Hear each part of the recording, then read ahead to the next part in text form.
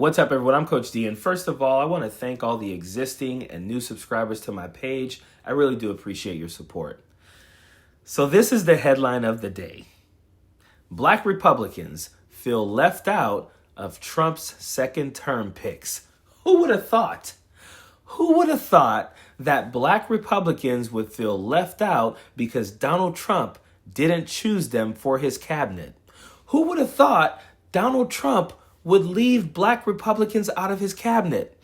I mean, it's not like his first term showed us exactly how he was going to treat Black Republicans.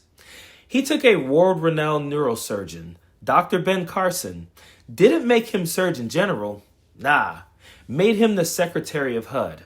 And the second time around, picked another Black person to be Secretary of HUD. But the first time around, having a bunch of choices of overqualified Black judges, Donald Trump barely appointed any at all. But they're surprised by this. They're surprised that all their bootlicking and buck dancing did not work. And here's the hilarious part. The sources of this article are saying that they're afraid to tweet or post about their disdain for Donald Trump not picking Black Republicans because they're afraid of left-wing trolls calling them out on now being okay with DEI.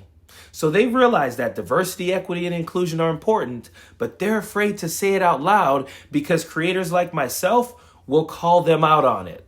So they understand the importance of diversity, equity, and inclusion, but they don't want to say it. But have no fear, because you can never leave out someone like Byron Donalds. You can never underestimate the fact that that guy will be out there auditioning for a job he will never have because Donald Trump does not respect him. And Congressman, that's what brings me to this other point, because it does seem like our enemies are fearful and our allies are excited. One of the reports that we hear is that the president is already starting and willing and wanting to go reach out to North Korea. That makes the world a safer place. Our enemies are laughing at us, and our allies are afraid that we're not going to back them because Donald Trump has said he's not going to back them. And as much as Donald Trump tried to reach out to and negotiate with dictators his first time around, and it didn't make the world any safer, it's not going to this time around either. Kim Jong-un has already come out and said he's not interested. So as much as Donald Trump is infatuated with dictators because he wants to be one so bad, they don't care about him. They don't like him. They don't want to negotiate with him. They are dictators, and they're not trying to give that up. And now he just named General Kellogg to lead the negotiations and be the envoy for not only Russia, but also Ukraine to deal with that problem as well. So the international perspective, I think the world changed on election night. These people really think we're stupid. Donald Trump appointed people to negotiate with Russia, Ukraine, North Korea, and so forth.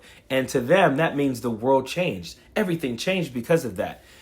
Everyone has people negotiating with these people. It doesn't mean anything good ever comes of it. And if we know anything from Donald Trump's first administration, nothing good came of all of this. Nothing at all, except for us being laughed at and Donald Trump himself being laughed at by the international community.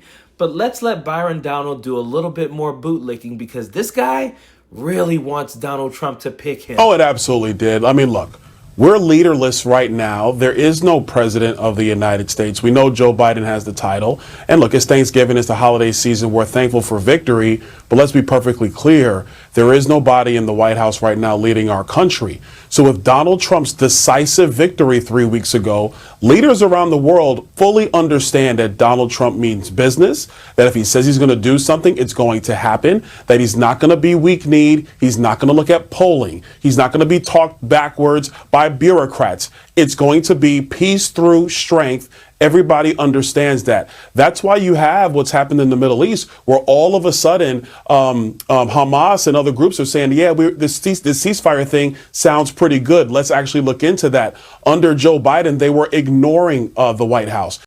Dude, you are swinging from Donald Trump's you-know-what right now.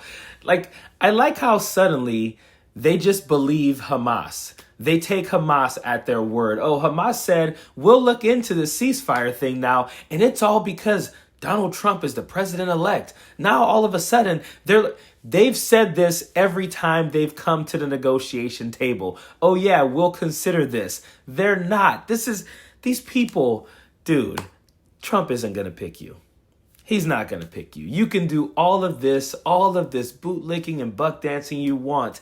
He's never going to pick you. He didn't pick you the first time. He didn't pick you this time. You're just a token. Period. Don't want no enemies or ops. Envy in they heart, I tell them stop. Vacation on the yacht.